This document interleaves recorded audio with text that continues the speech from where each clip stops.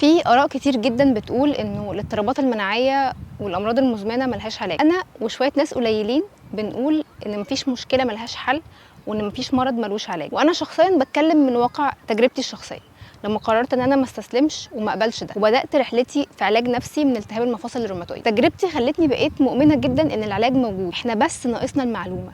نعالجه ازاي؟ في حاجات بتخلق المرض وفي حاجات تانية بتعالجه، في حاجات بتقوي المرض وبتسمح له ان هو يتمكن مننا واحيانا يقضي علينا، وفي حاجات بتضعفه وتخليه اضعف واتفه من ان هو يكون مؤثر على حياتنا وتساعدنا ان احنا نقدر نتغلب عليه ونخف منه. وده اللي انا بقيت بجتهد في ان انا اعمله، بدور على المعلومه اللي احنا كمحاربين اضطرابات مناعيه محتاجينها، عشان بدل ما يبقى واحد بس قدر يتغلب على المرض نبقى كتير قوي عايشين بصحه ومن غير الم، ونقدر نثبت بتجاربنا المختلفه ان علاج الاضطرابات المناعيه حقيقي وممكن. النهارده هكلمكم عن عنصر جديد بيساهم في تعديل جهاز المناعه وعلاج الاضطرابات المناعيه والقضاء على المشاكل اللي بتنتج عن الاضطراب المناعي زي التورم والالتهابات والالام، وبيساهم كمان في علاج مشاكل صحيه تانية كتير زي مرض السكر ومقاومه الانسولين والكبد الدهني وارتفاع الكوليسترول وحتى السرطانات. بنتكلم عن اللبق او الكوليستروم. ايه هو الكوليستروم؟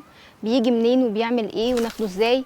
كل ده هنقوله في حلقه النهارده. ما تنسوش تعملوا لايك للفيديو، ولو اول مره تشوفوني تعملوا سبسكرايب للقناه وتفعلوا الجرس علشان توصلكم كل الحلقات الجديده. ويلا بينا نبتدي. قبل ما ندخل في الموضوع واتكلم عن الكوليستروم، عايزه اصحح معلومه غلط منتشره جدا عن الاضطرابات المناعيه. الاضطراب المناعي يا جماعه مش معناه ان المناعه اكتف او نشيطه زياده عن اللازم، وعلشان كده المفروض نعيش على مثبطات المناعه اللي تخلي جهاز المناعه يبطل يشتغل علشان نقدر نسيطر على المرض وما تحصلناش هجمات. الكلام ده خطأ تماما. مفيش حاجه اسمها جهاز المناعه نشيط زياده. اللي بيحصل في حالات الاضطرابات المناعيه هي انه جهاز المناعه بيحصل له ديس اوردر، يعني اضطراب، ايرور، خلل. يعني ده ملوش علاقه بمعدل نشاطه زياده ولا ناقص، ده معناه ان جهاز المناعه بقى بيشوف جزء معين من الجسم دخيل زي عدوى او فيروس ويبدا يهاجمه. وطبعا بما ان الشيء اللي بيشوفه جهاز المناعه غلط بيفضل موجود لان هو جزء من الجسم، فبتفضل حاله الالتهاب بسبب رد الفعل المناعي ده موجوده، وهو ده اللي بيتسبب في تلف الجزء ده من الجسم مع الوقت، سواء بقى كان مفاصل، امعاء، كبد، جلد، ايا كانت الحاله. مثبطات المناعه عمرها ما حلت المشكله، لان هي ما بتقدرش توقف الهجمات. واي حد بيشوفني دلوقتي عنده اضطراب مناعي عارف الكلام ده كويس وجربه، وانا كمان عارفاه وجربته بنفسي. احنا مش هدفنا انه احنا ننيم جهاز المناعه او نضعفه، احنا عايزين نعدله. هو في حاجه اسمها كده تعديل جهاز المناعه؟ ايوه طبعا في. ده بقى اللي احنا بنعمله، بندور على الحاجات اللي بتعدل جهاز المناعه ونبدا ندخلها في نظامنا. وانا بالفعل قلت لكم قبل كده على حاجات بتساهم في تعديل جهاز المناعه زي الصيام مثلا، زي الاحماض الدهنيه الاساسيه اللي هي بتبقى موجوده في الاوميجا 3، اتكلمت عنها كتير وقلت ان هي بتعدل جهاز المناعه. الكوليسترول بقى من الحاجات المعدله للمناعه، ليه فوائد كتير جدا، بس هو فعال اكتر حاجه في علاج الاضطرابات المناعيه. طيب ندخل في الموضوع. ايه هو اللبق او الكوليسترول؟ كل الثدييات بتولد وبترضع الاطفال، الحيوانات كلها والانسان كمان. لما الام بتولد الطفل، اللبن بتاعها في اول 3 ايام بتكون ليه خصائص معينه مهمه جدا علشان تساعد الطفل ده على انه هو يعدي المرحله الحرجه دي من عمره. لبن الام في اول 3 ايام غير اول اسبوعين غير بقيه مده الرضاعه. اللبن اللي الام بتديه لطفلها في اول 3 ايام هو ده اللبق، او اللي احنا بالبلدي كده يعني بنسميه لبن السرسوب. الطفل في اول 3 ايام بيكون معرض جدا للعدوى، جهازه المناعي لسه ضعيف، لسه بيتعرف على كل انواع البكتيريا والميكروبات والفيروسات الموجوده في البيئه المحيطه بيه اللي هو فجاه بقى فيها، ودول كتير جدا جدا. بيحاول يكون مناعه ضد كل ده. طبعا ده صعب جدا على الجسم الصغير الضعيف ده ان هو يقوم بالمهمه دي لوحده، علشان كده بيجي دور اللبن.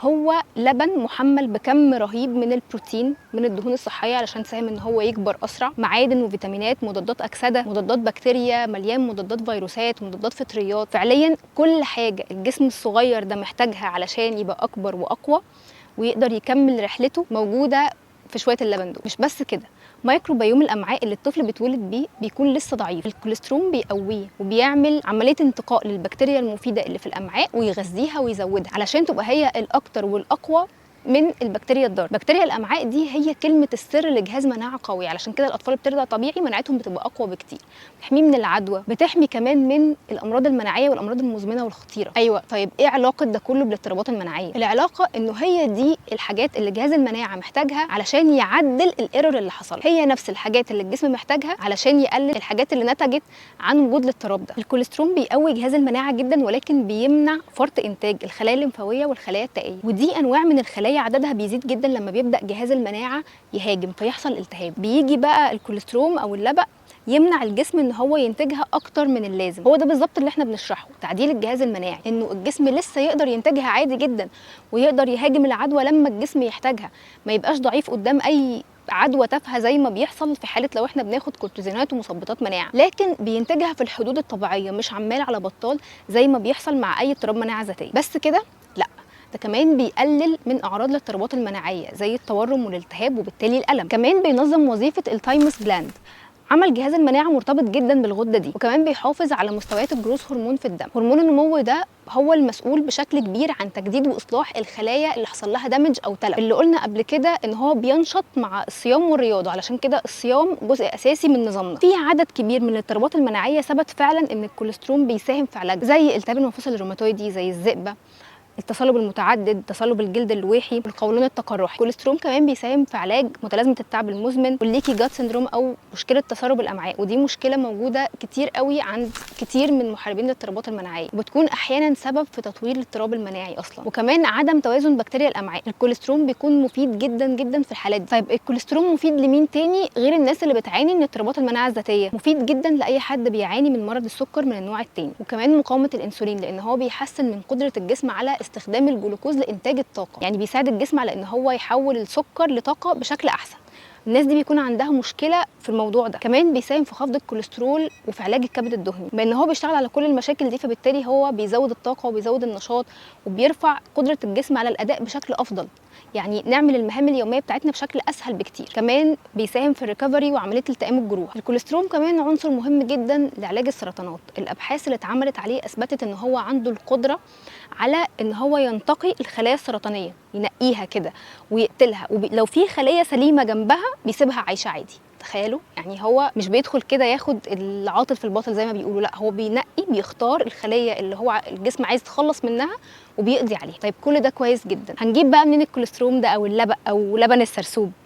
الكوليسترول موجود في صوره مكمل غذائي بيجي اما من لبن البقر او من لبن المعيز. بياخدوا السرسوب بتاع لبن البقره او المعزه وبيتجفف وبيكون موجود في شكل كبسولات او باودر. طيب لو انا عندي حساسيه لاكتوز مثلا او انا عندي مشكله مع منتجات الالبان، هل انا ينفع اخده؟ ايوه طبعا ينفع، لان هو ما فيهوش لاكتوز. انا شخصيا عندي مشكله مع منتجات الالبان خاصه اللبن البقري عامه، ولكن اللبن او الكوليسترول وضعه مختلف، ما فيهوش لاكتوز تماما. طب ازاي اختار احسن نوع كوليسترول؟ انا هوريكم النوع اللي انا بستخدمه، انا جربت اكتر من نوع بس هو ده كان افضلهم. هقول لكم ليه وهقول لكم المواصفات اللي انتوا على اساسها تقدروا تختاروا افضل نوع من الكوليسترول. النوع اللي انا بستخدمه ده الشركه المنتجه بتاعته اسمها MT كابرا، وده برده بيكون في منه باودر وفي منه كبسولات. انا طبعا بستخدم الباودر افضل بكتير، وهسيب لكم لينك المنتج ده في صندوق الوصف عشان لو حد عايز يشوف. الكوليسترول عموما هتلاقوا منه الكاو ميلك والجوت ميلك، يعني اللي جاي من لبن البقر واللي جاي من لبن المعيز ده جوت ميلك من لبن الماعز. طبعا الجوت ميلك افضل بكتير، القيمه الغذائيه والفعاليه بتاعته اعلى من الكاو ميلك. معنى كده ان الكاو ميلك وحش؟ لا مش وحش، ولو مش متوفر قدامي غيره هجيبه عادي، لكن احنا دلوقتي بنتكلم عن الافضل هو الجوت ميلك. طيب ايه تاني مميز في المنتج ده ونختار على اساسه بقيه المنتجات؟ يعني لو احنا مش قدامنا ده نختار ايه وازاي؟ المميز فيه ان المنتج ده جراس فيد. جراس فيد يعني ايه؟ يعني الحيوانات اللي هو جاي منها متربيه على العشب مش الاعلاف، ودي تقريبا اهم صفه في اي منتج كوليسترول هتشتريه. كمان خالي من الهرمونز والكيميكالز، ما فيهوش هرمونات ما فيهوش كيماويات، يعني الحيوانات دي ما خدتش هرمونات، واللي يقول لك اصل الهرمونات ما بتنزلش في اللبن بتاع الحيوانات ده كذاب. كمان هو خالي من الصويا وخالي من الجلوتين وغير معدل وراثيا، دي اكتر حاجه تهمني في اي منتج بشتريه. مناسب كمان لاي حد بيعمل كيتو دايت او بيعمل باليو. خلوا بالكم وانتوا بتشتروا لازم تختاروا منتج المواصفات دي تكون واضحه جدا عليه، لانه الكوليسترول اصلا من المكملات الغذائيه الغاليه، فلازم نكون متاكدين من الكواليتي. هو صحيح يا جماعه فعلا غالي، بس بجد كل فلوس بتدفع فيه يستاهلها، واللي هيجربه مش هيندم، هيحس ان هو عمل يعني استثمار رائع في صحته. طيب جرعته قد ايه؟ على الاقل 2000 مللي جرام يوميا. النوع ده جرعته 2 سكوب في اليوم. ده شكل السكوب، بيبقى جواه كده، ناخد منه 2 في اليوم، بيتحط على الميه او على المشروبات او على الاكل عادي جدا. هو طعمه يشبه شويه طعم اللبن الباودر، ولكن خلي بالك ما ينفعش ناخد الجرعه دي من اول مره، لانه جهاز المناعه ممكن يعمل رد فعل. احنا بنبدا الاول بجرعه بسيطه جدا، ربع سكوب لمده مثلا 3 ايام، لقينا كله تمام نزود نخليه نص سكوب، كمان كام يوم كله تمام نزود لحد ما نوصل للجرعه المطلوبه. اخر حاجه بقى عايزه اقولها دلوقتي، في امهات كتير بتشوفني ممكن ما تكونش قدرت ترضع ابنها او بنتها رضاعه طبيعيه لاي ظرف. انا شخصيا اضطريت ادي لابني لبن صناعي وهو عنده اسبوعين لظروف مرضي في الوقت ده. فاي واحده مرت بالتجربه دي هتبقى عايزه تعرف هل ينفع تديه لابنها او بنتها ولا لا. ينفع نديه للاطفال مفيش مشكله، بس بجرعات بسيطه. هو بيقوي مناعتهم جدا وبيحسن من حاله الامعاء وميكروبيوم الامعاء جدا. انا شخصيا بديه لابني، فتقدروا تستخدموه للاطفال بامان عادي جدا. ربع سكوب كفايه جدا للاطفال، وربنا يا رب يحفظهم ويحميهم. لو عجبك الفيديو ده ما تنسيش تعملي لايك للفيديو وسبسكرايب للقناه على اليوتيوب، وما تنسيش تشاركي الفيديو ده مع اي حد تحب ان المعلومات دي توصله. ولو عندك اي سؤال او في اي موضوع حابه ان احنا نتكلم فيه سيبوهولي في الكومنت. ولو عايز تاخدي فكره عن البرامج هتلاقي اللينك موجود في الديسكربشن. اشوفكم الفيديو الجاي. باي باي.